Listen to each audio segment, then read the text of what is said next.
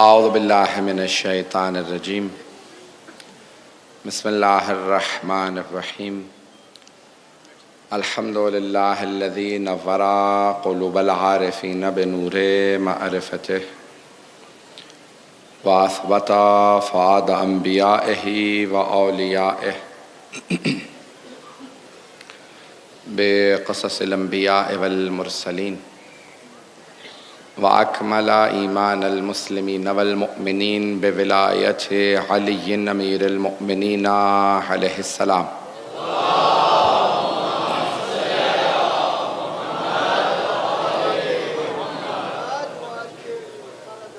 والصلاة والسلام والتحية والإكرام على أفضل الموجودات العبد المؤيد والرسول المسدد المصطفى الأمجد المحمود الأحمد أعني أبا القاسم محمد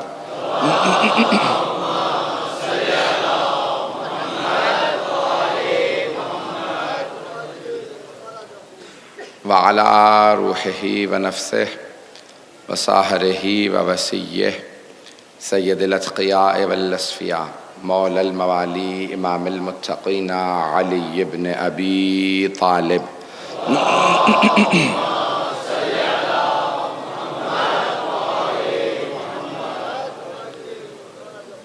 وعلى اوصيائه لا سيما بقية الله في الأرضين روحي وارواح العالمين لتراب مقدمه الفدا واللعنة الدائمة على أعدائهم أجمعين من الآن إلى قيام يوم الدين أما بعد فقد قال الله الحكيم في كتابه الكريم بسم الله الرحمن الرحيم فأقم وجهك للدين حنيفا فطرة الله التي فطر الناس عليها لا تبديل لخلق الله ذلك الدين القيم ولكن أكثر الناس لا يعلمون صدق الله العلي العظيم صلوات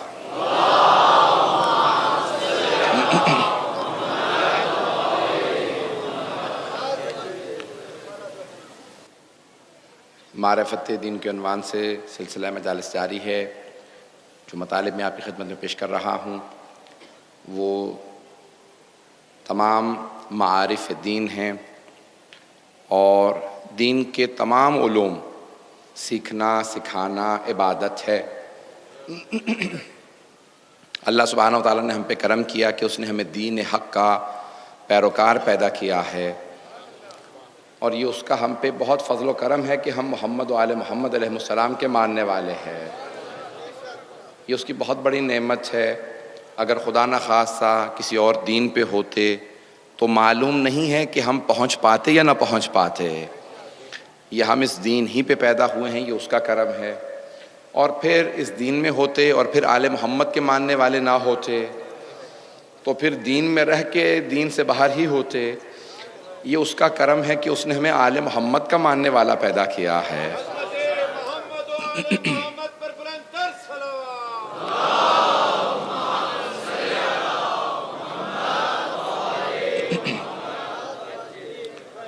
کئی افراد دین میں اندر ہوتے ہوئے باہر ہوتے ہیں. عزیزان گرامی، یہ بہت بڑا ایک المیہ ہے کہ بہت سے لوگ قریب ہوتے ہوئے بھی دور ہوتے ہیں. اس بات کو میں پہنچا نہیں پایا. ہم جب نیت بھی کرتے ہیں تو کہتے ہیں قربتاً الی اللہ، اللہ سے قریب ہونے کی خاطر ہر کام کرتے ہیں. اب اللہ سے قریب ہونے کا مطلب یہ جسمانی قرب نہیں ہے، کیونکہ اللہ مادہ نہیں ہے، جسم نہیں ہے، وہ میٹر نہیں ہے. تو ہمیں روحانی لحاظ سے اللہ سے قریب ہونا ہے. کئی افراد خانہ کعبہ سے بہت قریب ہیں لیکن اللہ سے بہت دور ہیں. کئی افراد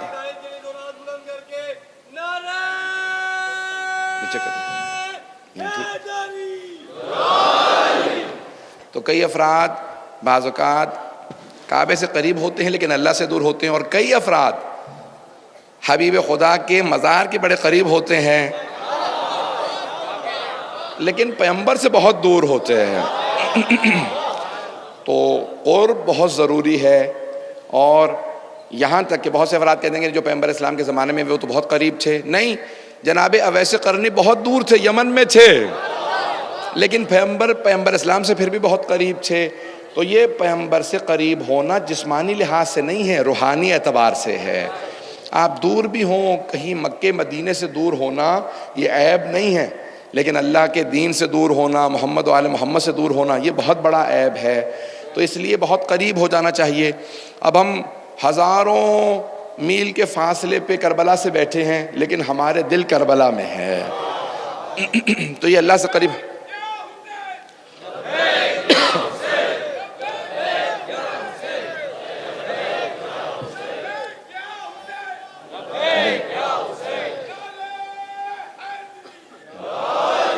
تو عزیزان گرامی، یہ دین انسان کو بعض اوقات انسان دین میں رہتے ہوئے سب کچھ کرتے ہوئے دین سے بہت دور ہوتا ہے. دین کو سمجھنا بہت ضروری ہے. معرفت دین یہ ہے کہ انسان دین کو پہچانے. ایسا نہ ہو کہ دین ہمارے حلق سے نیچے نہ اترا ہو. وَلَمَّا يَدْخُلِ الْإِيمَانُ فِي قُلُوبِكُمْ، اللہ قرآن کریم میں کہہ رہا ہے میرے حبیب، بہت سے لوگ آپ سے آ کے کہتے ہیں کہ ہم لوگ ایمان لے آئے ہیں. ان سے کہہ دیجئے ابھی ایمان تمہارے دلوں کے اندر حلق سے نیچے نہیں اترا ہے. وَلَمَّا يَدْخُلِ الْإِيمَانُ فِي قُلُوبِكُمْ، تمہارے دلوں میں ایمان داخل ہی نہیں ہوا. بل قولوا اسلمنا، یہ کہو ابھی ہم مسلمان ہوئے ہیں. تو بہت سے افراد صرف مسلمان ہیں، پھر اسلام کے بعد انسان مومن بنتا ہے، ایمان لے آتا ہے. بغیر علی کی ولایت کے مومن بن نہیں سکتا. جب مومن بن جائے تو پھر تقوی کا درجہ شروع ہو جاتا ہے، انسان متقی بنتا ہے. اگر ہر مومن متقی ہوتا تو اللہ قرآن کریم میں نہ کہتا یا ایھا الذین آمنوا اتقوا اللہ، اے ایمان والو تقوی اختیار کرو. یہ اللہ کہہ رہا ہے کہ اے ایمان والو تقوی اختیار کرو. اس کا مطلب ہے ہر مومن متقی نہیں ہے. مومنوں متقی بن جاؤ. تو یہ درجات چلتے چلے جائیں گے، معرفت بڑھتی چلی جائے گی، عمل بڑھتا چلا جائے گا. انسان میں جتنا عمل بڑھے گا. اب امام محمد باقر علیہ السلام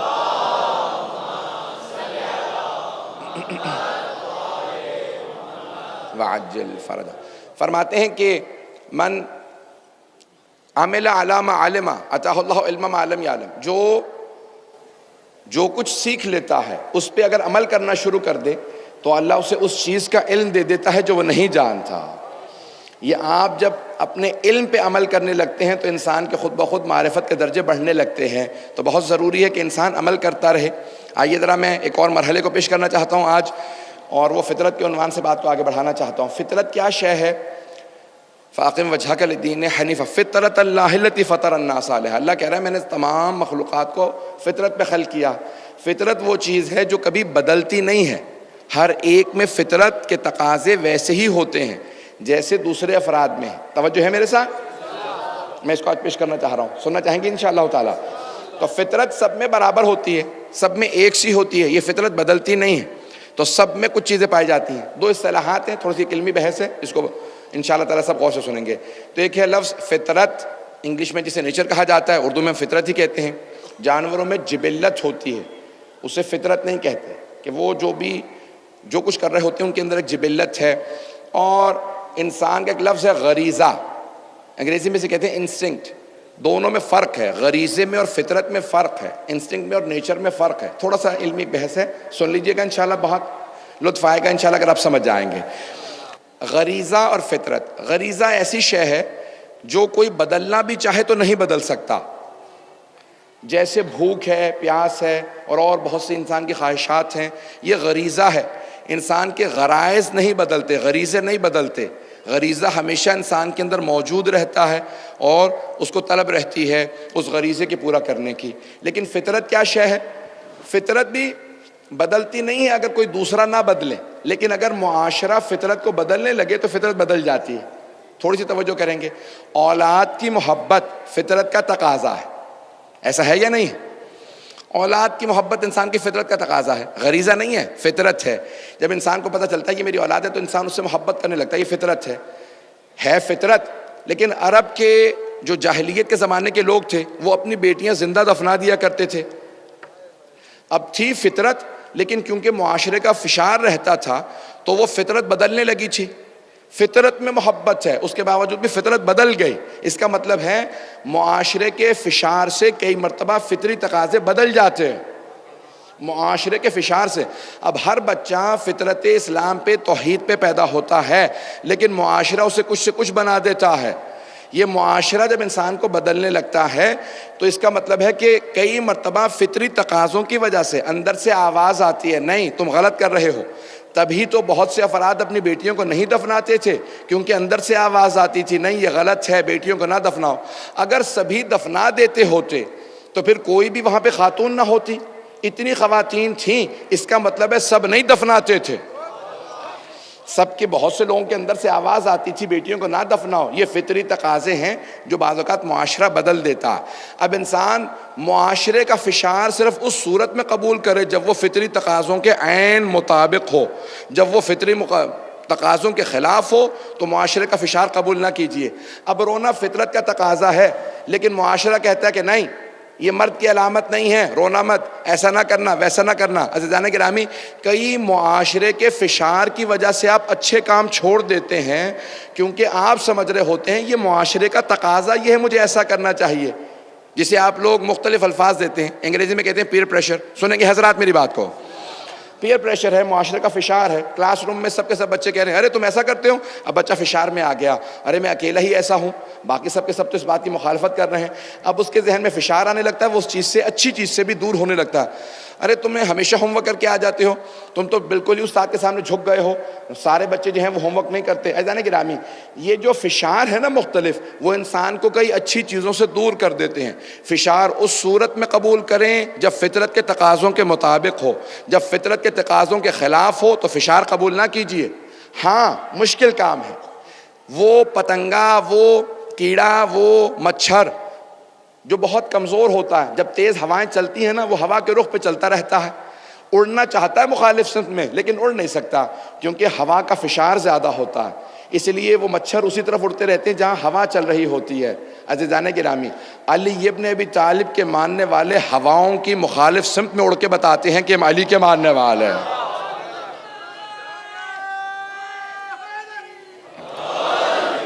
عزیزان گرامی, اس لیے فشار غیر ضروری قبول نہ کیجیے. مختلف تقاضے آتے رہیں گے, مختلف فشار آتے رہیں گے, لیکن آپ ان مخالف سمتوں میں اڑ کے بتائیں گے کہ نہیں ہم ان فشاروں کو قبول نہیں کرتے. ان میں سے آئیے ذرا میں چند آج کی خدمت میں مطالب پیش کرنا چاہوں گا. بہت سی ایسی چیزیں جو سخت ہوں گی لیکن انشاءاللہ سنیے گا, اور اگر سننا چاہتے ہیں تو بآواز بلند صلوات پڑھیں گے محمد علیہ.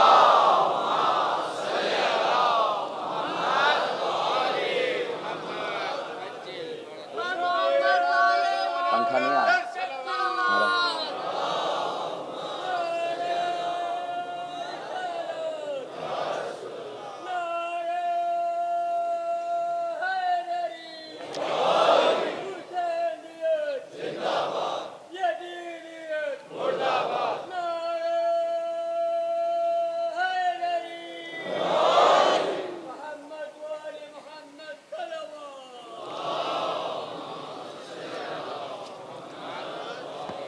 اس سے بہتر انداز سے صلوات کی زحمت فرمائیں گے.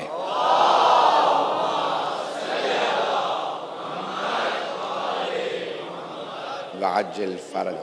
عزیزان گرامی, مجمع کی توجہ میرے ساتھ رہے. تو اب یہ فطرت کے تقاضوں کو پورا کرنا بہت ضروری ہے. ہماری فطرت کے اندر توحید ہے لیکن انسان کئی مرتبہ اب غیر اسلامی معاشرے میں رہ رہا ہو تو خود بخود فشار بچوں پہ بہت زیادہ ہوتا ہے. کوئی خدا کو نہیں مانتا, میں اکیلا خدا کو مانتا ہوں. توجہ ہے. اور آج یہ جو لبرل معاشرہ ہے اس کے اندر ایک بہت بڑی وبا چل چکی ہے. وہ کہتے ہیں کہ فیشن ہے کہ آپ دین کی چیزوں کا انکار کر دیں, فیشن بنا دیا گیا ہے. اس چیز کو مانو گے, ہر چیز کو مانتے رہو گے تو پھر ماڈرن کیسے بنو گے. عزیزان گرامی, سب سے بڑا جو نقصان عیسائیت کو ہوا ہے, کرسچنز کو ہوا, انہوں نے کیا کیا, انہوں نے ہر چیز کو ماڈرنائز کرنا شروع کر دیا. میں ٹیکنالوجی کا علم کا مخالف نہیں ہوں, سائنس کا مخالف نہیں ہوں. یہ چیزوں کو بدلنے کی کوشش کریں. عبادت کو بدل لیا جائے. ان کے ہاں چرچ میں 7 مرتبہ جانا لازم تھا تو انہوں نے کہا اس کو بدل لیتے ہیں, لوگ اب آتے نہیں ہیں, زمانہ ماڈرنائز ہو چکا ہے, تو انہوں نے کہا اس کو بدل دیا جائے, 3 دن کر دیتے, 3 مرتبہ کر دیتے ہیں. کرتے کرتے انہوں نے کہا کہ 2 مرتبہ ہو جائے. پھر کہا سنڈے کے سنڈے آ جایا کرو, باقی ضرورت نہیں ہے. وہ اب اتوار کے اتوار کا سب کچھ ختم ہو چکا ہے. عزیزان گرامی, دین کی چیزوں کو تبدیل کرنے کی اجازت نہیں ہے. تقاضے جیسے شریعت کے ہیں ویسے ہی رہیں گے. اللہ کی طرف سے آیت آ چکی ہے, الیوم اکملت لکم دینکم, دین مکمل ہو چکا ہے. اب آپ اس کے اندر ماڈرنائز کرنے کے بعد شریعت کو نہیں بدل سکتے.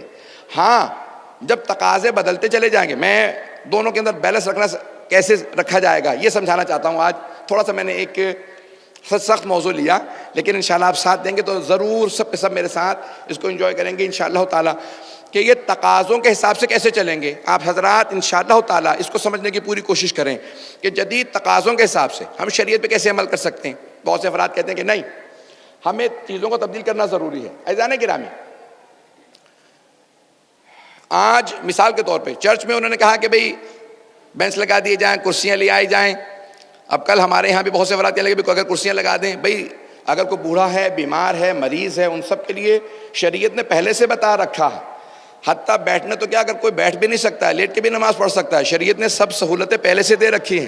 جو روزہ نہیں رکھ سکتا اس کے لیے ہے، مریض ہے، حرج نہیں ہے، روزہ نہ رکھے، فدیہ دے دے، کسی غریب کو کھانا کھلا دے، یہ تمام چیزوں کی سہولیات موجود ہیں۔ لیکن ان چیزوں کو موڈیفائی کرنا، اپنے حساب سے تبدیل کر لینا کہ ہم اس کو بدل لیتے ہیں۔ صبح 7 بجے اگر میں سحری کر لوں اور رات کو 7 بجے روزہ کھول لوں، 12 گھنٹے کا میرا روزہ ہو گیا، مجھے فجر ہی پہ اٹھنا ضروری کیوں ہے؟ میں تھوڑا سا سحری افطاری کا ٹائم بدل لوں گا تو کون سی مصیبت آ جائے گی؟ عزیزان گرامی، اللہ سبحانہ و تعالیٰ نے کہا فطرت کے تقاضوں پہ چلو۔ فطرت کہتے ہیں نیچر کو، توجہ ہو، فطرت کہتے ہیں نیچر کو۔ نیچر یعنی سورج فکس ٹائم پہ نہیں آتا، اللہ نے فکس نہیں کیا۔ ہر روز صبح 7 بجے سورج نکل آیا کرے گا، گرمیوں سردیوں میں بدلتا رہتا ہے، موسم بھی بدلتا ہے، انسان کے جسمانی تقاضے بھی بدلتے ہیں، سورج کے طلوع و غروب کا وقت بھی بدلتا رہتا ہے۔ باقی جو موجودہ ماڈرنائزیشن کے اندر آپ کو چیزیں مشین بنا رہی ہیں، برطانیہ میں اصطلاح استعمال ہوتی ہے جو پوری دنیا میں آج چل پڑی ہے، 9 to 5۔ صبح 9 بجے کام شروع ہوگا، 5 بجے نوکری ختم ہو جائے گی، 9 سے 5 تک آپ کا جسم چلتا رہے۔ جیسے مشین چلتی ہے، اب آپ ہر چیز مشین بنتے چلے جا رہے ہیں۔ میں وقت کی پابندی کی مخالفت نہیں کر رہا ہوں، میں اس بات کو کہہ رہا ہوں کہ مشین نہ بنیے۔ نوکریوں کے تقاضے اور ہیں، شریعت کے اندر آپ نے نماز کے تقاضے اور ہیں، ان شریعت کے تقاضوں کو نوکریوں کے حساب سے نہ چلائیے گا۔ جیسے جیسے سورج اور چاند کی راتیں بدلتی رہیں گی، نمازوں کے وقت بدلتے رہیں گے، آپ کو اول وقت نماز فجر کے لیے ویسے ہی اٹھنا چاہیے۔ کبھی 4 بجے ہوگی، 4:15، 4:30، 5، 5:15، 5:30، یہ بدلتے رہیں گے۔ آپ کے جسم کے تقاضے بدل رہے ہیں موسم کے بدلنے سے۔ کئی مرتبہ میں اور آپ پہنچ نہیں سکیں گے، یہ تقاضا ایسے کیوں ہے؟ لیکن اللہ سبحانہ و تعالیٰ کی طرف سے ایسا حکم ہے۔ جب ہم نے اللہ کو مان لیا تو پھر اللہ کی مانیں، جب ہم نے امام کو مان لیا تو امام کی مانیں، جب ہمیں سرور کائنات نے کہہ دیا تقاضا ایسا ہے، جب ہم نے مان لیا یہ اللہ کا حکم ہے، اب ہم سوال نہیں کر سکتے۔ کیوں؟ کیونکہ ہمیں یہ پتہ ہے حکم بنانے والا حکیم مطلق ہے، سرور کائنات عصمت کبریٰ کے مالک ہیں۔ اب ہمیں سمجھنے کی ضرورت ہے یہ حکم ایسا کیوں ہے۔ آئیے ذرا میں چند احکام کو پیش کروں گا، شریعت کے احکام ایسے کیوں ہیں، سننا چاہیں گے؟ اگر جو افراد زیادہ پریشان اگر ہو گئے ہوں تو انشاءاللہ آسان ہو جائے گا۔ میں انشاءاللہ پوری کوشش کر رہا ہوں کہ سخت موضوع کو آسان بناؤں۔ پنکھے کے بغیر میرا گزارا نہیں ہے بالکل بھی، مجلس ختم ہونے پہ آئے گا تو معجل فرج۔ مجمع کی توجہ میرے ساتھ رہے۔ عزیزان گرامی، میں چند احکام کو پیش کروں گا، غور سے سنیے گا ان احکام کو۔ شریعت محمدی کے اندر اگر کتا ایک برتن، ایک ظرف کو چاٹ لیتا، اسے پانی سے دھونا کافی نہیں، اسے 3 دفعہ پاک کیا جائے گا۔ پہلی دفعہ مٹی اور پانی کو ملائیں گے، 11 سا بن جائے گا، اس سے دھوئیں گے، پھر 2 مرتبہ پانی سے اسے دھویا جائے گا، خالص پانی سے۔ 3 دفعہ پاک کریں گے تب جا کے پاک ہوگا، جب تک کہ 3 دفعہ پاک نہ کرے تب تک پاک نہیں ہوگا۔ عزیزان گرامی، کہاں پہ شریعت محمدی میں بتایا گیا؟ یہ بعد میں 20ویں صدی میں 40-50 سال پہلے پتہ چلا کہ کتا جب کسی چیز کو چاٹتا ہے تو اس کے تھوک کے اندر ایک ایسے جراثیم ہوتے ہیں جس سے بہت سی بیماریاں پھیلتی ہیں۔ وہ پانی سے جراثیم مرتے ہی نہیں ہیں، جب تک مٹی اسے نہ مس ہو جائے تب تک وہ چیز مرتی ہی نہیں ہے۔ اب یہ 1400 سال بعد آ کے سائنس ہمیں بتا رہی ہے کہ کتے کے تھوک کے اندر یہ تمام جراثیم پائے جاتے ہیں۔ رسول خدا نے تب بتایا تھا۔ میں کہتا ہوں کہ ابھی بھی صرف ایک چیز پتہ چلی ہے، جیسے جیسے سائنس ترقی کرتی چلی جائے گی ہمیں باقی چیزیں پتہ چلتی چلی جائیں گی۔ عزیزان گرامی، اس لیے ہم سوال کرنے کے مجاز نہیں ہیں، ہم یہ نہیں کہہ سکتے کیوں۔ ہمیں یہ پتہ ہونا چاہیے کہ جب ہمیں رسول عربی نے یہ قانون دیا ہے تو کسی حکمت کے تحت یہ قانون دیا ہوگا۔ جب ائمہ معصومین علیہ السلام نے کوئی قانون بتایا تو اسی عین حکمت کے قانون کے مطابق ہے۔ یہ تمام کے تمام چیزیں۔ آئیے ذرا میں نماز سے متعلق چند چیزوں کو پیش کرنا چاہتا ہوں آج، کہ نماز کی جب آپ شروع کرتے ہیں جناب امیر سے پوچھا گیا مولا یہ نماز ایسی ہے. عزیزان گرامی، یہ جو افراد کہتے ہیں نا صبح صبح ورزش کر لیجئے، تمام اعضاء آپ کے جیسی ان کو ورزش کی ضرورت ہے وہ ساری چیزیں نماز میں پائی جاتی ہے. کچھ افراد تو پہنچ گئے ہیں باسے. عزیزان گرامی، انسان کی جو ہاتھوں کو اٹھاتا ہے، آپ آتے ہیں کبھی آپ نے دیکھا وضو کے اعضاء دھونے والے صرف کوہنی سے لے کے ہاتھوں تک، چہرے کا دھونا، ہاتھوں کا دھونا، پھر سر کا صرف مسح ہے، سر کو دھو نہیں رہے ہیں، پاؤں کا مسح ہے. یہ تمام کے تمام اگر میڈیکل سائنس کے اندر دیکھے جائیں، یہ انسان کی سٹیمیولیشن کے لیے، انسان کو دوبارہ جب انسان نیند میں چلا جاتا ہے یا سستی میں چلا جاتا ہے تو اس کو دوبارہ چستی میں لانے کے لیے انہی اعضاء کو دھویا جاتا ہے. ان اعضاء کو شریعت نے کہا جب دھو لو گے تو اللہ کی بارگاہ میں آنے کے لیے آمادہ ہو جاؤ گے. کیونکہ سستی اللہ کو پسند نہیں ہے. سستی کی حالت میں اللہ کے سامنے نہ آنا کہ نماز شروع ہو پتہ ہی نہ ہو کہ میں نماز پڑھ رہا ہوں یا کیا پڑھ رہا ہوں. عزیزان گرامی، اللہ کہتا ہے مجھے وہ آدمی پسند نہیں ہے جو میرے سامنے آئے اباسیاں لیتا ہوا نماز پڑھے. جب انسان بالکل اپنی پوری توانائی کے ساتھ، پوری توجہ کے ساتھ نماز پڑھتا ہے وہی نماز قبول ہوتی ہے. اب آئیے ذرا دنیا کے تقاضوں کے اندر قوانین کے حساب سے میں نماز کی تھوڑی سی آپ کو حکمت و فلسفہ پیش کروں گا. شریعت محمدی میں نماز کی کتنی اہمیت ہے. سب سے پہلے شروع کرتے ہیں نیت کرتے ہیں. سب سے پہلے نیت اللہ کی خوشنودی کی خاطر پڑھتا ہوں. مرحوم ایک بہت بڑے عالم دین، انہوں نے نماز کے فلسفے پہ کتاب لکھی ہے. وہ کہتے ہیں کہ میں ایک مرتبہ ایک ہوائی جہاز میں سفر کر رہا تھا. جہاز میں بیٹھ گیا، 1 گھنٹہ 2 گھنٹہ 3 گھنٹہ ہوائی جہاز لیٹ ہو گیا. میں نے ایک مرتبہ پوچھا کیا بات ہے ہوائی جہاز کیوں نہیں اڑ رہا؟ کہا کہ عملے میں سے یہ جو ہوائی جہاز کا عملہ ہے ان میں سے کسی نے خبر دی ہے کہ اس نے شاید چھوٹا سا ایک چوہا دیکھا ہے ہوائی جہاز کے اندر. تو جب تک کہ یقین نہیں ہو جاتا کہ وہ چوہا جہاز میں نہیں ہے یا اسے نکال نہیں دیا گیا، یہ ہوائی جہاز نہیں اڑے گا.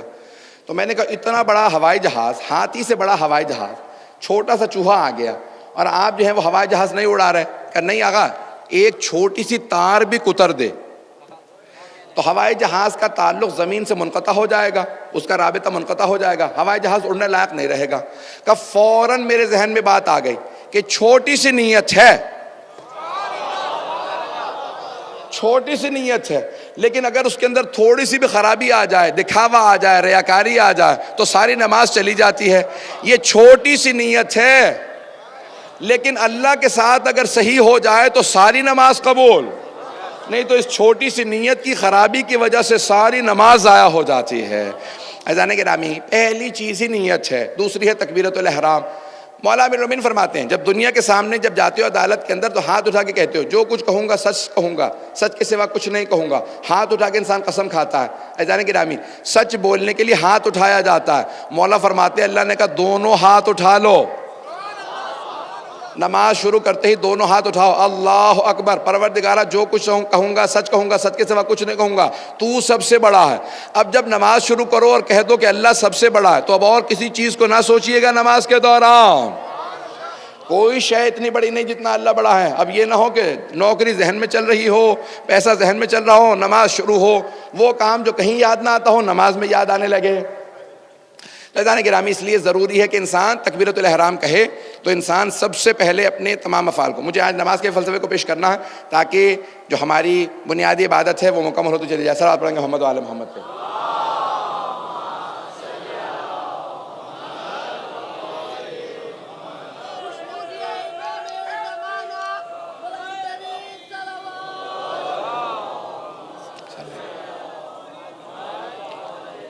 میں اصل میں گرمی کا بالکل بھی عادی نہیں ہوں اور ایک آدھ مرتبہ پہلے بھی گر چکا ہوں کہیں پہ ممبر سے. تو یہ بہرحال پہلے میں نے کہا تھا کہ میں پنکھے کے بغیر گزارا نہیں، جتنی ہو سکے میرے خیال میں مجلس کے بعد ہی آئے گا پنکھا، تب تک میرے ساتھ چلتے رہے گا. میرے لیے بہت مشکل ہوتا ہے پڑھنا، بہت زیادہ مشکل ہو جاتا ہے. تو عزیزان گرامی توجہ میرے ساتھ رہے، میں جتنا پیش کر رہا ہوں اس کو سنتے چلے جائیے گا. عزیزان گرامی، یہ نماز اس کے مختلف حالتیں ہیں. اس تمام حالات کے اندر انسان جب تک اپنی پہلی ابتدا کو درست نہ کر لے تب تک نماز قبول نہیں ہوتی ہے. توجہ ہے میرے ساتھ؟ عزیزان گرامی، انسان نماز میں آ جاتا ہے. جناب امیر سے سوال کیا کسی نے، کہا مولا پیغمبر اسلام نے فرمایا کہ الصلاۃ معراج المومن، نماز مومن کی معراج ہے، نماز کا سب سے اچھا عمل کیا ہے؟ تو آپ نے فرمایا سجدہ. نماز کا سب سے اچھا عمل سجدہ. کہا کہ مولا پھر ہم سجدے کے اٹھنے کے فوراً بعد استغفر اللہ ربی واتوب الیہ کیوں کہتے ہیں؟ اگر سب سے اچھا عمل ہے تو ہم استغفار کیوں پڑھتے ہیں؟ استغفر اللہ ربی واتوب الیہ. بھئی ابھی ہم نے سب سے اچھا عمل کیا تو پھر استغفار کیوں کر رہے ہیں؟ ہمیں تو کچھ اور کہنا چاہیے. جیسے سجدے سے اٹھے کہا اللہ اکبر استغفر اللہ ربی واتوب الیہ. تو مولا نے فرمایا یہ سب سے سچا عمل، سب سے اچھا عمل کرنے کے بعد نہیں، نماز میں سب سے اچھا عمل سجدہ، سب سے اچھا عمل کرنے کے بعد استغفار نہیں پڑھ رہے بلکہ اس لیے کہہ رہے ہیں استغفر اللہ ربی واتوب الیہ. میں سجدے سے اٹھا کیوں؟ استغفر اللہ ربی واتوب الیہ. دوبارہ اللہ اکبر کہہ کے پھر سجدے میں چلے جائیے. یہ استغفار کے بعد دوبارہ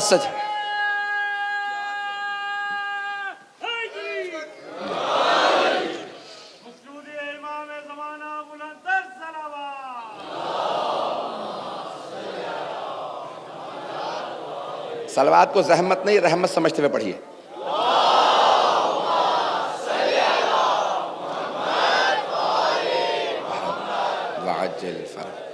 عزیزان گرامی، یہ تمام کے تمام عبادات ان کے تقاضے ہیں. آئیے ذرا جناب امیر علیہ السلام کی نماز کو دیکھا جائے. میں مثال ایک صرف پیش کرنا چاہتا ہوں، بہت تفصیل نہیں دوں گا اور کچھ اور احکام بیان کروں گا.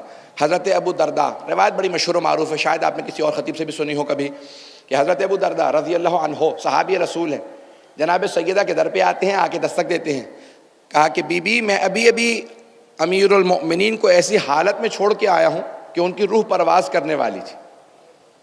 جناب سیدہ نے مسکراتے ہوئے در کے پیچھے سے کہا ابو درداء کس حالت میں دیکھا تھا کہ کہہ رہے ہو کہ روح پرواز کرنے والی تھی؟ ہم ایسے اہل بیت کے ماننے والے ہیں جو دروازے سے باہر دیکھے بغیر بتا دیں دروازے پہ کون ہے.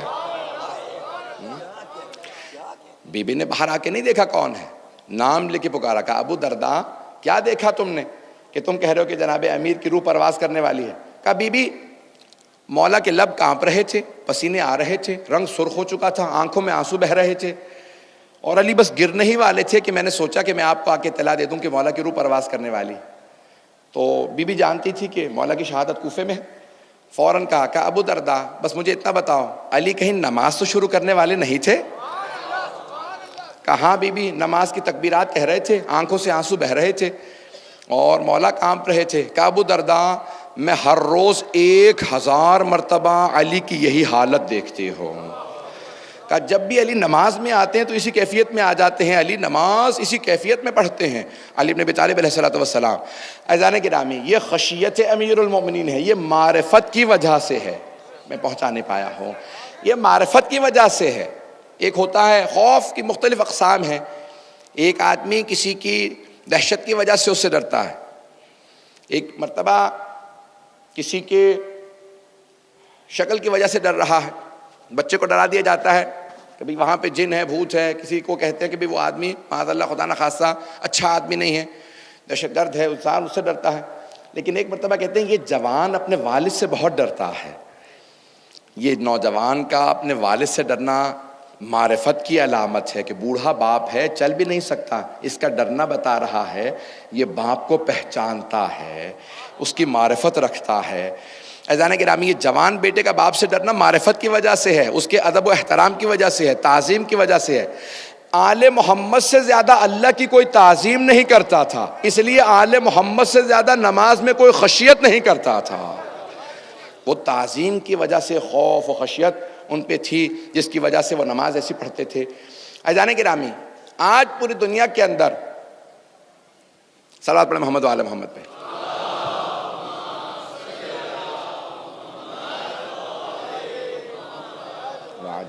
پھر بھی بآواز بلند صلوات پڑھیں.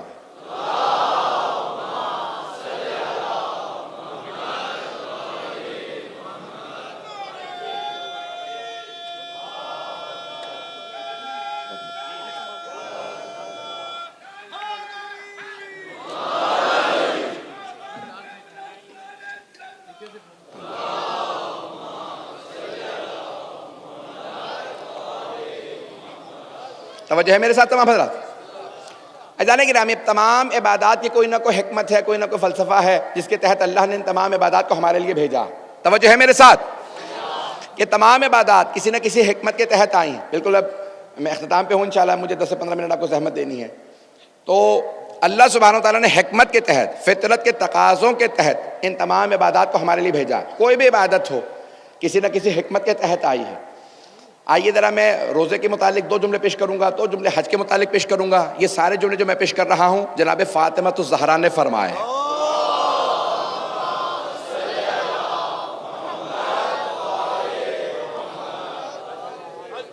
جناب فاطمہ الزہرا سلام اللہ علیہا پر بہترین صلوات.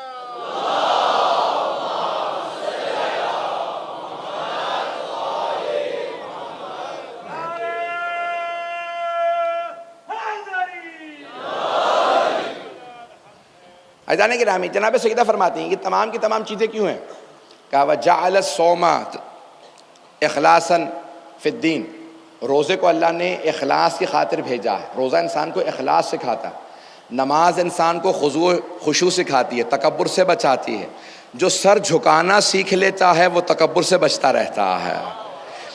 جو روزہ رکھتا ہے اس میں اخلاص پیدا ہو جاتا ہے. روزے ہی سے کیوں اخلاص آتا ہے؟ اتنے عبادات ہیں، کوئی عبادت ہمیں اخلاص سکھا دے.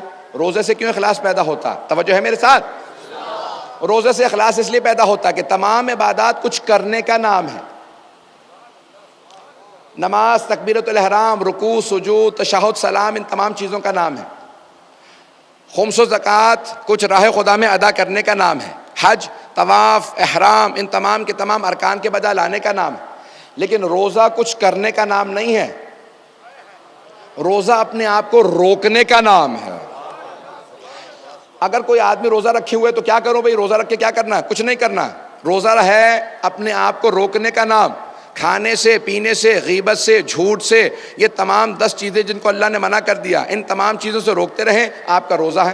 نیت کر لیں، نیت پر امساک، ان تمام چیزوں کا نام ہے روزہ. حکمت ہے روزے کی. نیت کرنے کے بعد انسان امساک کرے، اپنے آپ کو روکے. جب جائز چیزوں سے انسان اپنے آپ کو روکنا سیکھ لے گا تو ناجائز چیزوں سے خود بخود رکنا آ جائے گا.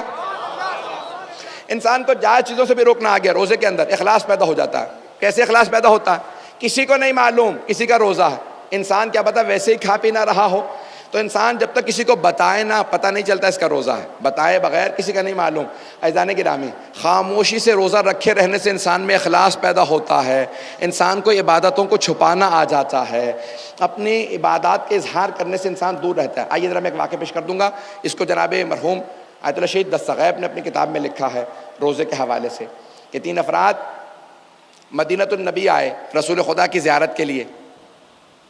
جب تینوں مدینے پہنچ گئے، شام کا وقت تھا، ایک دوسرے سے کہنے لگے بھی ہم اگر تینوں رسول خدا کے گھر چلے جائیں تو زحمت کا سبب نہ بن جائیں، اور جب زحمت کا سبب بنیں گے تو ہمیں خود بھی شرمندگی ہوگی. تو کیا کیا جائے؟ ایک نے کہا کہ بھئی ایک آدمی ہم میں سے رسول خدا کا مہمان بن جائے، دوسرا علی مرتضیٰ کا مہمان بن جائے، تیسرا اللہ کے گھر چلا جائے. اللہ کا گھر یعنی مسجد. پہلا آدمی رسول خدا کے گھر آیا، دوسرا جناب امیر کے، تیسرا مسجد چلا گیا. صبح کو تینوں ملے، آپس میں ملاقات کی. مدینے سے باہر سے آئے تھے، دور سے. تو آنے کے بعد ایک دوسرے سے بات کرنے لگے کہ بھئی کیا ہوا؟ رسول خدا کے مہمان تھے، پیغمبر نے کیا کیا؟ کہ بھئی مجھے کچھ خورمے دیے، روٹی کا ٹکڑا دیا، اور خود ہی اپنی بکریوں کو دودھ دیا، اور میں اس کے بعد ایک بچھونا دیا، میں وہیں پہ ان کے گھر میں سو گیا. دوسرے نے کہا میں علی مرتضیٰ کا مہمان تھا، جو ابھی آپ نے رسول خدا سے متعلق بیان کیا بالکل یہی کچھ علی مرتضیٰ نے مجھے عطا کیا. بالکل اسی طرح سے خورمے دیے، کھجور دیے، روٹی کا ٹکڑا دیا، کچھ دودھ دیا، بچھونا دیا، میں سو گیا. اللہ کے مہمان نے کہا میں اللہ کا مہمان تھا، اللہ نے کچھ بھی نہیں دیا کھانے پینے کو، اور نہ میرے لیے بچھونا تھا، تو میں اسی طرح سے مسجد میں بیٹھا رہا. عزیزان گرامی، انسان کو پڑھنے والے کو خود اندازہ ہو جاتا ہے کہ مجلس پڑھنا جو ہے وہ جو میں ذہن میں مطلب لے کے آتا ہے انسان بعض اوقات نہیں پیش کر پاتا. آج جس طرح سے مجلس رہی ہے انشاءاللہ کل میں بہتر انداز سے پیش کروں گا. سن لیجیے گا آج جتنا پیش کر رہا ہوں. عزیزان گرامی، ایک مرتبہ جو جناب امیر اور جناب رسول خدا کا مہمان رہا تھا، ان دونوں نے تو کہہ دیا کہ ہم اس حالت میں رہے. اللہ کے مہمان نے جیسے شکوہ کیا، رحمت الہی کو جلال آیا، فوراً جناب جبرائیل کو نازل کیا. کہا کہ جبرائیل میرے حبیب سے کہو کہ میرے مہمان آپ کی اور علی کے مہمان نے صرف فجر کی نماز پڑھی ہے، میرے مہمان نے تہجد کی نماز بھی پڑھی ہے.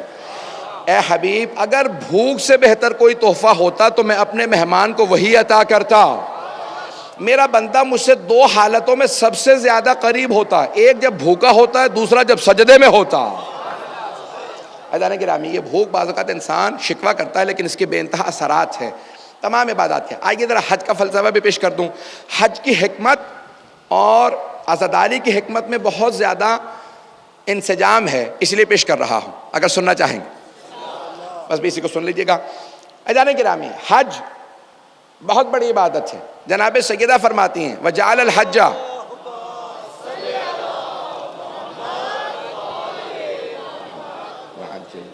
پھر بھی بآواز بلند صلوات پڑھیں گے۔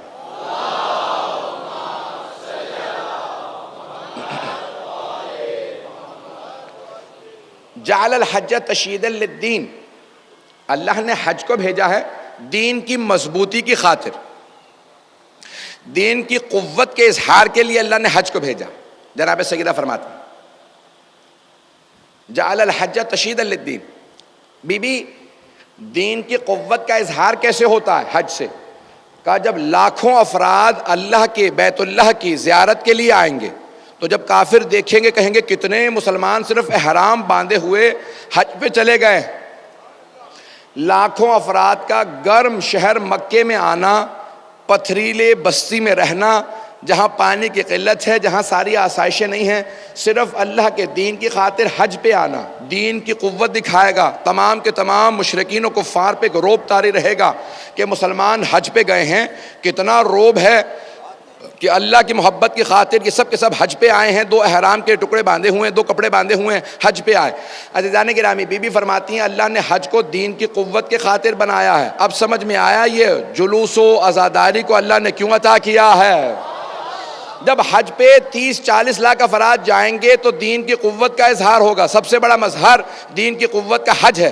اب آپ کو سمجھ میں آیا کہ یہ جناب سید الشہداء کی زیارت 40 کے لیے لاکھوں افراد کا آنا، ملینز آف لوگوں کا آنا، 2 کروڑ افراد کا آنا۔ حج ہے جناب ابراہیم و اسماعیل و ہاجرہ کی یاد، اس لیے وہاں 30-40 لاکھ افراد آئے۔ جتنی بڑی قربانی اتنے افراد کی تعداد۔ لیکن کربلا ہے امام حسین کی یاد کا نام، حضرت عباس کی یاد کا نام۔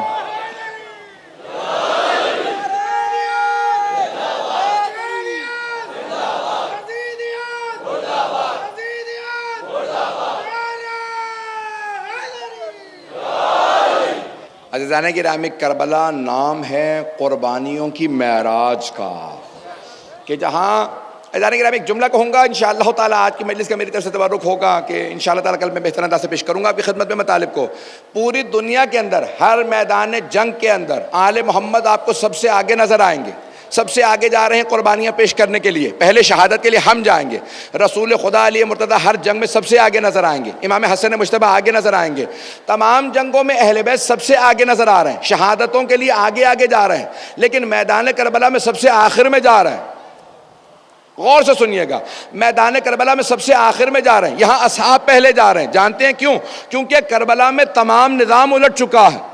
باقی تمام جنگوں میں، تمام کی تمام جنگوں کے اندر مرنا مشکل ہوتا ہے، جینا آسان ہوتا۔ کیونکہ مرنا مشکل تھا اس لیے آل محمد پہلے جایا کرتے تھے کہ ہم مرنے کے لیے جائیں گے، کیونکہ شہادت ہماری میراث ہے، ہم آگے جائیں گے۔ عزیزان گرامی، کربلا میں مرنا آسان تھا، جینا مشکل تھا، کیونکہ پیاس تھی، بھوک تھی، متعدد دنوں سے لوگ سب کے سب مشکل حالات کے اندر تھے، وہاں مرنا آسان تھا۔ تو اہل بیت علیہ السلام نے، امام حسین نے کیا کیا؟ کہا کہ ان بوڑھے اصحاب کو پہلے بھیج دو، یہ جنت میں پہلے چلے جائیں، یہ حوض کوثر پہ جا کے میرے نانا سے پانی پی لیں۔ یہاں پہ جینا مشکل ہے، مرنا آسان ہے، جو پہلے مرتا چلا جائے گا شہید ہوگا وہ پہلے جنت میں چلا جائے گا۔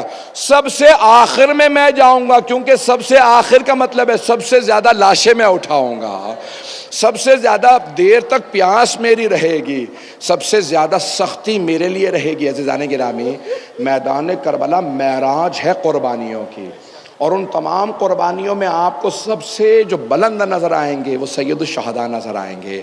عزیزان گرامی، میدان کربلا آج 7ویں کی شب ہے، کل پانی بند کر دیا جائے گا۔ آپ کے ذہنوں میں ہے نا کہ پانی بند کر دیا جائے گا۔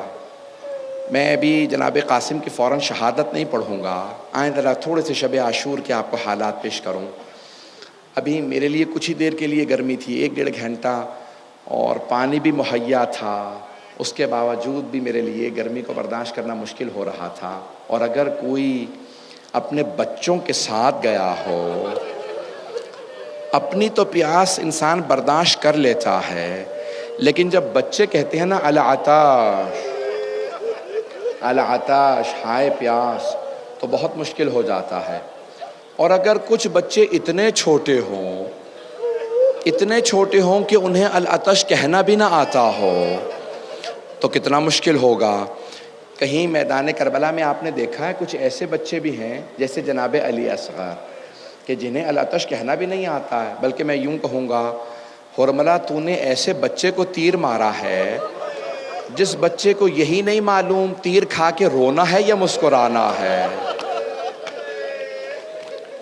تو 7 محرم سے مصائب بڑے سخت ہو جاتے ہیں آل محمد پہ، پانی بند کر دیا جاتا ہے۔ اب جو پانی مشکیزوں میں تھا بس وہی تھا۔ اب کیا کیا؟ کہا کہ بچوں کو صرف پانی دیا جائے۔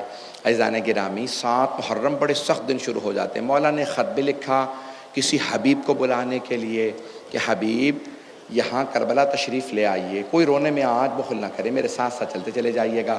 شب عاشور کی کچھ کیفیتوں کو پیش کروں گا، ساتھ چلیں گے میرے۔ ذرا دیکھیں آپ کی آنکھوں کے سامنے میدان کربلا آ رہا ہو، ایسی ہی کوئی رات تھی جیسے آج یہ رات ہے، لیکن آپ کے لیے تو روشنی موجود ہے نا۔ وہاں اندھیرا تھا، اور شام غریبہ میں تو اتنا اندھیرا تھا کہ ہاتھ کو ہاتھ سجھائی نہیں دیتا تھا، اور وہاں تو خاک پہ کچھ بیویاں زمین پہ بیٹھی تھی۔ ابھی ہر ماں اپنے بچے کو گود میں لیے بیٹھی ہے، اور گرمی کی تپش بہت زیادہ ہے۔ ماں کو اولاد سے بڑی محبت ہوتی ہے، لیکن اس ماں کو اپنی اولاد سے اور بھی زیادہ محبت ہوتی ہے جس کے بچے یتیم ہوتے ہیں۔ یتیم بچوں سے ماں کو اور زیادہ محبت ہوتی ہے۔ آپ پہنچ گئے ہوں گے، ایک ماں آئی ہیں مدینے سے کربلا، نام ہے فروا، حضرت ام فروا۔ وہ صرف اس لیے آئی ہیں کہ میں امام حسن مجتبیٰ کو روز قیامت کہہ سکوں مولا آپ کی نشانی میرے پاس تھی، میں نے اپنے بیٹے کو اپنے بڑھاپے کے لیے سنبھال کے نہیں رکھا تھا، میں نے آپ کے بیٹے کو آپ کے بھائی کی راہ میں قربان کر دیا تھا۔ ماؤں کے لیے بڑا مشکل کام ہوتا ہے۔ آئیں ذرا میرے ساتھ چلیے گا۔ ایک شہید ہیں جناب قاسم ابن حسن، ویسے امام حسن کے اور بھی بیٹے ہیں میدان کربلا میں جو شہید ہوئے ہیں، لیکن جناب قاسم کا مقام زیادہ ہے۔ جانتے ہیں کیوں زیادہ ہے؟ کیونکہ جب مولا امام حسن مجتبیٰ کو زہر دیا گیا اور آپ کے کلیجے کے ٹکڑے باہر آ گئے تو آپ کے سینے میں بہت درد تھا۔ آپ بار بار جب قے کرتے تو کہتے مجھے لٹا دو، سینے میں بہت درد ہے۔ آپ نے دیکھا ہے نا چھوٹے بچے، بہت چھوٹے بچے جب باپ لیٹ جاتا ہے تو سینے پہ آ کے لیٹ جاتے ہیں۔ اب میں نے روایت میں دیکھا کہ جب امام حسن مجتبیٰ لیٹے ہوئے تھے نا، جب سینے میں تکلیف تھی تو اس وقت 1.5 برس کے شہزادے آئے اور امام حسن مجتبیٰ کے سینے پہ چڑھ گئے۔ اتنے میں ایک ماں آئی، کہا قاسم بابا کے سینے سے اتر جاؤ، بابا کے سینے میں بڑی تکلیف ہے۔ امام حسن مجتبیٰ نے کہا نہیں ام فروا، میرے قاسم کو میرے سینے پہ رہنے دو۔ جب قاسم میرے سینے سے لپٹتا ہے مجھے آرام محسوس ہوتا ہے۔ مولا حسن مجتبیٰ نے حضرت امام حسن مجتبیٰ نے جناب قاسم کو سینے سے لگایا، بہت پیار کیا۔ اچانک میرا دل کہتا ہے حضرت امام حسن مجتبیٰ کی نگاہوں میں کربلا آنے لگی ہوگی۔ فوراً ایک مرتبہ آنکھوں میں آنسو آئے، کہا ام فروا جب میرا بھائی حسین کربلا جائے میرے قاسم کو ساتھ ضرور بھیجنا۔ یہ نہیں کہا کہ آپ بھی ساتھ جائیے گا، بس کہا میرے قاسم کو ضرور ساتھ بھیجنا۔ جناب ام فروا کے ذہن میں بات رہ گئی، جب حسین کربلا جائیں گے میں قاسم کو ساتھ لے کے جاؤں گی۔ کہا میرے قاسم کو ضرور ساتھ بھیجنا۔ روضۃ الشہداء میں مرحوم کاشی نے ایک روایت لکھی ہے، میرا آپ سے وعدہ ہے اگر آپ تصور کریں گے تو ضرور آنکھوں میں آنسو آئیں گے۔ مرحوم کاشی کہتے ہیں اس وقت امام حسن مجتبیٰ نے کہا ام فروا اگر میرا قاسم زیادہ پریشان ہو میں ایک تعویذ لکھ رہا ہوں، قاسم سے کہنا جب زیادہ پریشان ہو یہ تعویذ کھول کے پڑھ لے، اس تعویذ میں اس کا حل لکھا ہوگا۔ مولا امام حسن نے ایک تعویذ لکھا، وہ تعویذ کہا میرے قاسم کے دائیں بازو پہ باندھ دینا اور قاسم سے کہنا جب بہت پریشان ہو تعویذ کو کھول لے۔ بس بے دن گزرتے رہے، ایک مرتبہ امام حسین نے کہا میں کربلا جا رہا ہوں، فوراً جناب ام فروا نے کہا ہمیں بھی ساتھ لے کے جائیے گا، آپ کے بھائی نے وصیت کی تھی قاسم کو ساتھ بھیجوں۔ بس بھئی ایک مرتبہ مولا حسین کربلا پہنچ گئے، شب عاشور تھی، مولا حسین شہداء کی فہرست پڑھ رہے تھے، نام بتا رہے تھے کل کون کون شہید ہوگا۔ کچھ آ چکے تھے، کچھ ابھی نہیں آئے تھے، جناب حبیب ابھی نہیں آئے تھے، جناب مسلم ابن اوسجا نہیں آئے تھے، شاید ابھی حر نہیں آئے ہیں، مولا سب کے نام بتا رہے ہیں، جو نہیں آئے ان کے بھی نام بتا رہے ہیں۔ ابھی جناب قاسم کا نام نہیں بتایا تھا کہ ایک مرتبہ جناب قاسم کھڑے ہوئے، آنکھوں میں آنسو ہے، کہا چچا جان کا شہداء کی فہرست میں میرا نام نہیں ہے، کہا چچا جان کا شہداء کی فہرست میں میرا نام نہیں ہے۔ جناب سید الشہداء نے فوراً سوال کیا، کیف الموت عندک، اے میرے لخت جگر قاسم آپ کے نزدیک موت کیسی ہے؟ کہا چچا جان اگر آپ پہ قربان ہونے کا نام موت ہے تو پھر احلی من العسل، شہد سے بھی زیادہ میٹھی ہے، چچا جان شہد سے زیادہ میٹھی ہے موت۔ جناب سید الشہداء نے مسکرا کے کہا میرے لخت جگر قاسم آپ ہی کا نہیں، علی اصغر کا نام بھی شہداء کی فہرست میں ہے، علی اصغر کا نام بھی شہداء کی۔ اب غیرت ہاشمی تھی، امام حسن مجتبیٰ کا خون تھا، جناب قاسم نے ایک مرتبہ کھڑے ہو کے کہا چچا جان کیا یہ اشقیاء خیموں میں آ جائیں گے؟ کیا یہ اشقیاء خیموں میں آ جائیں گے؟ جناب امام حسین نے کہا نہیں بیٹا، میں اپنے ہاتھوں پہ علی اصغر کو لے کے جاؤں گا، میں اپنے ہاتھوں پہ علی اصغر کو لے کے جاؤں گا۔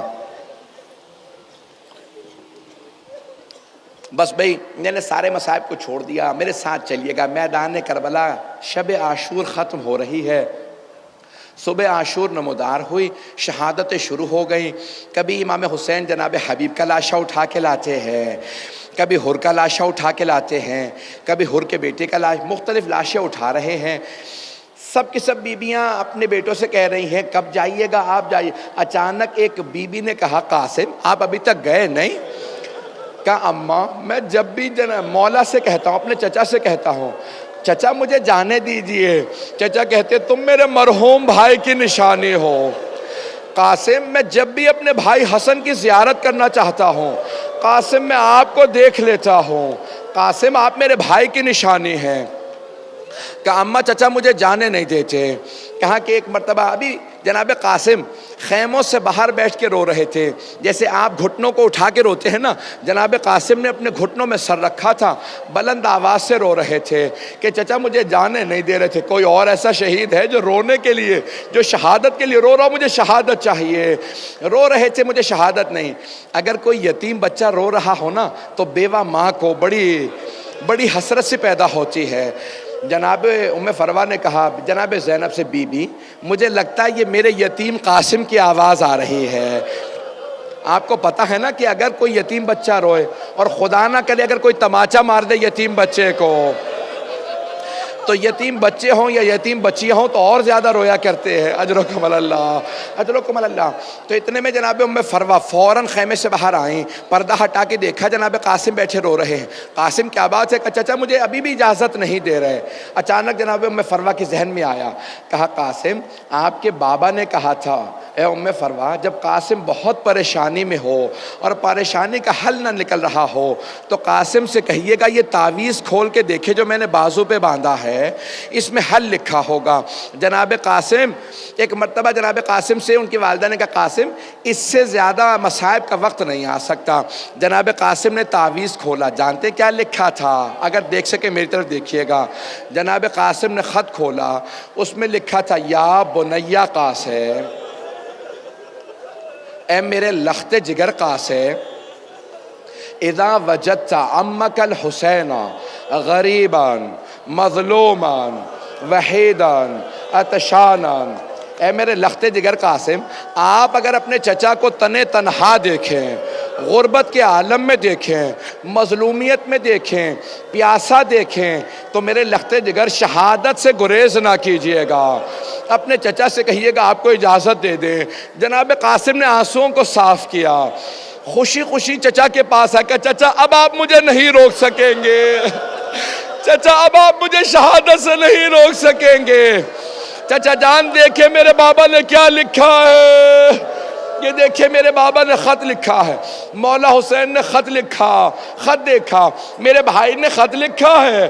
ایک مرتبہ مولا حسین نے خط کو چوما، مرحوم کاشی کہتے ہیں کہ مولا حسین نے خط کو چوما، آنکھوں سے لگایا، آنکھوں سے لگانے کے بعد مدینے کا رخ کیا اور رو کے کہا بھیا آپ نے مجھے غربت میں یاد رکھا، اے میرے بھائی آپ نے مجھے غربت میں یاد رکھا، جب میں تنہا رہ گیا میرے بھائی نے مجھے یاد رکھا۔ اجرکم اللہ۔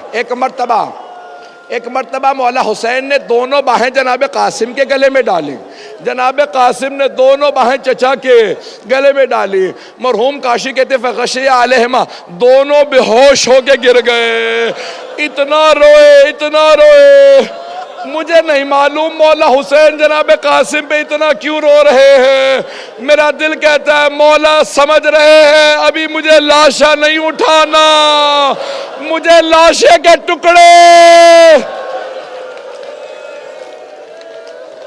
اجرکم اللہ۔ کوئی رونے میں بخل نہ کرے۔ آج امام حسن مجتبیٰ کو پرسا دیجئے گا، مولا آپ کے یتیم کا بڑا صدمہ ہے۔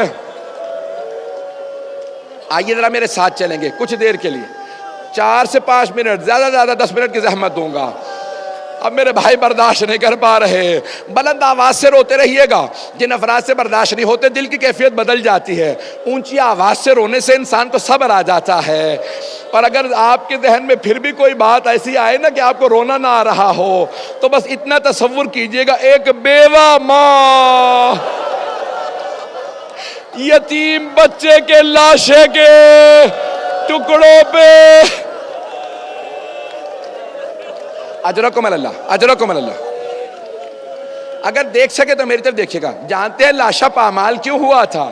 کیونکہ جناب قاسم کا جسم چھوٹا تھا، 13.5 برس کے تھے، جتنی زرہ پہنا کے دیکھی پوری نہیں آتی تھی، جتنی زرہ پہنائی مولا حسین نے کہا عباس ایک اور زرہ لے آؤ، ایک اور زرہ۔ جناب قاسم نے کہا چچا جان مجھے زرہ کی ضرورت نہیں ہے، میں بغیر زرہ کے چلا جاؤں گا، مجھے زرہ نہ پہنائیے، میں جانا چاہتا ہوں۔ مولا حسین نے سینے سے لگایا، پیار کیا، پیشانی کو چوما، اپنے ہاتھوں سے سوار کرایا، جناب قاسم کو سوار کرا دیا، بغیر زرہ کے لڑنے گئے ہیں 13.5 برس کے، لیکن حیدر کرار کا خون تھے۔ اب میرا گلا ساتھ نہیں دے رہا نہ سینہ، لیکن میں آپ سے پورا وعدہ کرتا ہوں میں جنگ کو پیش کروں گا۔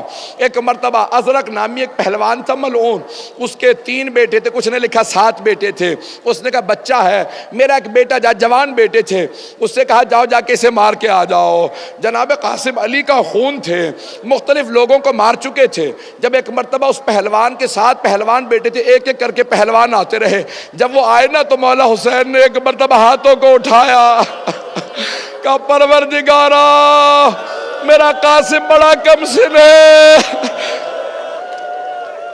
جیسے ہی وہ آتے نا جناب قاسم ہاتھ میں تلوار اٹھاتے، کہتے یا علی ادرکنی، تلوار چلاتے انہیں فنار کر دیتے۔ ازرق کے سارے بیٹے مارے گئے۔ اب ازرق نے کہا میں خود جاؤں گا، جب وہ خود آیا نہ کہا میرے ساتھ رک جا میں خود جاؤں گا۔ ازرق 1000 فوجیوں کا اکیلا مانا جاتا تھا، مولا جانتے تھے یہ 1000 کے برابر میں ایک مانا جاتا ہے۔ جب وہ آیا نا تو مولا نے کہا پروردگارہ میرے قاسم کی حفاظت فرما، میرا قاسم کم سن ہے، وہ 1000 کا ایک ہے۔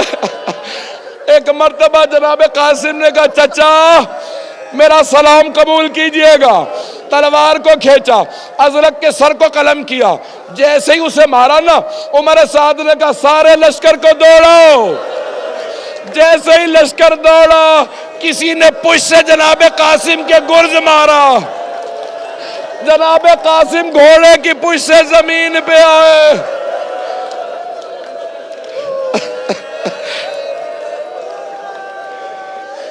جیسے ہی گرنے لگے آواز دی چچا جان میری مدد کو آئیے، چچا جان میری مدد کو آئیے۔ روایت کے الفاظ ہیں مولا حسین ایسے تیز رفتاری سے آئے جیسے ایک عقاب اپنے شکار پہ آتا ہے۔ جب مولا نے حملہ کیا نا ساری فوجیں دوڑنے لگی، جب فوجیں دوڑنے لگی ایک بچے پہ سے سارے گھوڑے دوڑ گئے، سارے گھوڑے دوڑنے لگے۔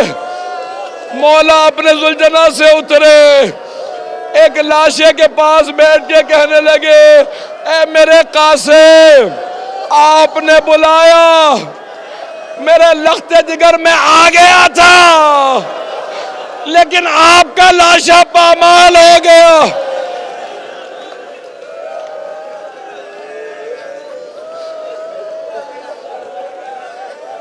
بس بھائی مجھے پتا زیارت برآمد ہونی ہے، 2 جملوں کی زحمت دوں گا، اب آپ برداشت نہیں نہ کر پا رہے، بس 2 جملوں کی زحمت دوں گا۔ آج جناب ام فروا کو بھی پرسہ دیجئے گا، امام حسن مجتبیٰ کو بھی پرسہ دیجئے گا۔ بزرگ علماء کہتے ہیں جب گھوڑے دوڑ گئے تو اب کیسے لاشا اٹھائیں گے؟ بزرگ علماء کہتے ہیں کیسے لاشا اٹھائیں گے؟ لاشا تو ایک طرف سے اٹھایا جاتا ہے نا۔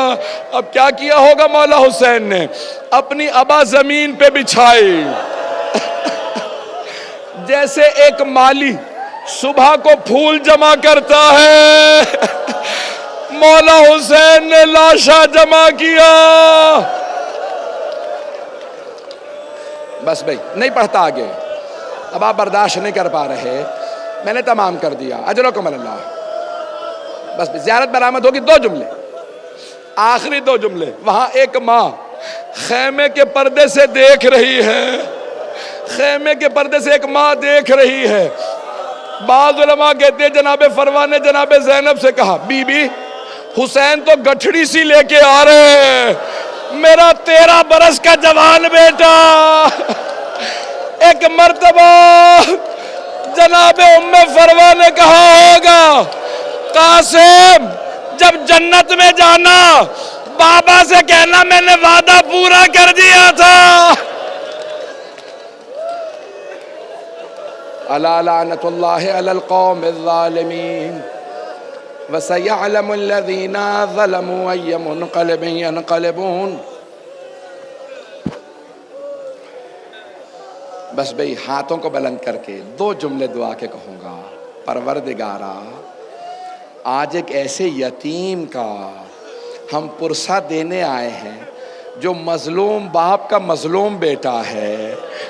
پروردگارا جناب قاسم بڑے مظلوم ہے، ہر ماں کو حسرت ہوتی ہے نا میری آنکھوں کے سامنے میرا بیٹا چلتا رہے۔